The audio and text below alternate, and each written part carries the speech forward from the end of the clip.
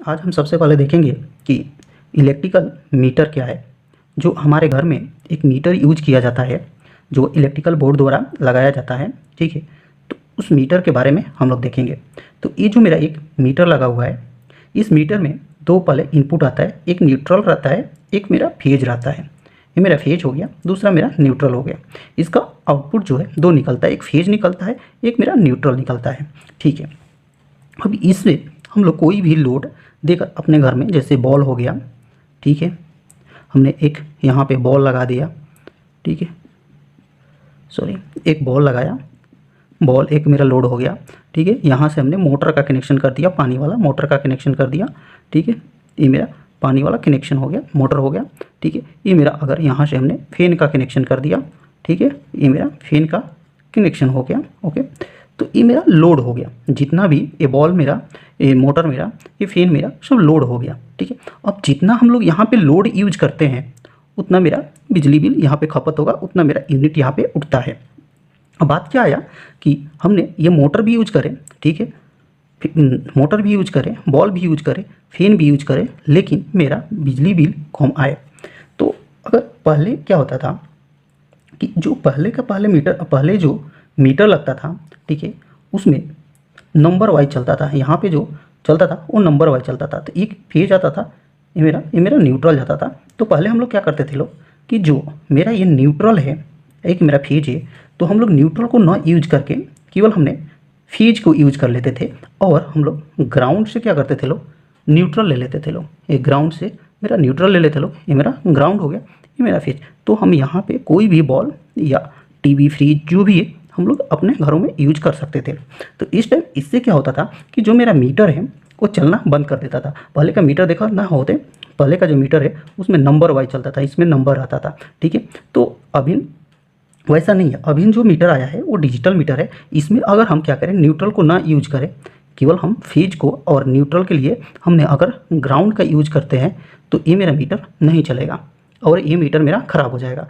तो जो इलेक्ट्रिकल जो बिजली बिल को देने के लिए आते हैं, जो लिखने आते हैं, तो उसको पता चल जाएगा कि आपने यहाँ से यानी कि न्यूट्रल यूज नहीं किया है या आपने कुछ मीटर में छेड़छाड़ किया है, जिससे आपको वो फाइन मार सकेगा। दूसरा क्या लोगों करते हैं कि कितना लोग ये जो इनपुट है यहाँ से कितना लोग कनेक्शन डाल के यूज करते हैं, तो उस टाइम ये आपका मीटर क्या हो जाएगा, बंद हो जाएगा, इसमें कोई बिजली बिल नहीं आएगी, ठीक है। तो ये आपका गलत है, आप ऐसा यूज करते हैं तो गलत है। तो बात क्या हुआ कि अगर हमको बिजली बिल क्या करना है, कम लाना है, ठीक है। तो बिजली बिल कम लाने के लिए हमने दो तीन चीज़ों को याद रखना है कि जो हम अपने घर में यूज करते हैं, लोड जो यूज करते हैं, वो लोड पे हम लोग ध्यान दें। तो लोड में क्या क्या आता है, एक लोड आता है रेजिस्टिव लोड आता है, ठीक है, एक होता है रेजिस्टिव लोड होता है, दूसरा जो होता है इंडक्टिव लोड होता है,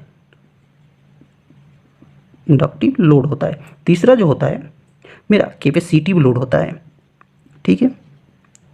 अब बात क्या हुआ, ये लोड के बारे में हम लोग क्यों जानेंगे। रेजिस्टिव लोड में क्या क्या आता है, आपका बॉल आता है, ठीक है, और भी आता है जिसका पावर फैक्टर, जो हम लोग क्या होता है कि पावर फैक्टर के बारे में आप लोग अगर पढ़े होंगे तो पावर फैक्टर के बारे में मालूम होगा।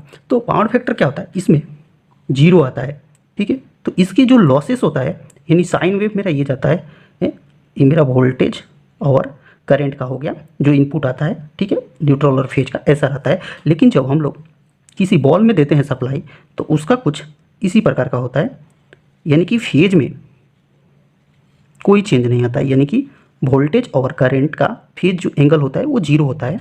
तो हम जानते हैं कि cos five power factor cos five equal to zero, ठीक है। तो जीरो क्या होता है, वन हो जाएगा, यानी कि पावर फैक्टर जो है मेरा क्या हो जाएगा, वन हो जाएगा, पावर फैक्टर मेरा वन हो जाएगा। तो उस टाइम क्या होगा, लॉसेस जो है कम होगा, तो मेरा बिजली बिल कम उठेगा। इंडक्टिव लोड क्या होता है कि जब हम कोई हीटर यूज करते हैं घर में, या मोटर यूज करते हैं, या कोई यानी आपका हाँ कोई फ्रिज यूज करते हैं, ठीक है, तो उस टाइम क्या होता है कि पावर फैक्टर बढ़ जाता है। यानी कि इसका जब हम पावर फैक्टर देखेंगे तो कुछ क्या होता है, इस प्रकार का आता है, ये मेरा वोल्टेज का हो गया साइन, ठीक है। ये जो होता है मेरा करंट का होता है, यानी देखिए करंट का जो ये मेरा करंट हो गया। तो इस टाइम क्या होता है, ये देखिए जो एंगल हो गया, ठीक है। तो इसी को हम लोग बोलते हैं पावर फैक्टर बोलते हैं।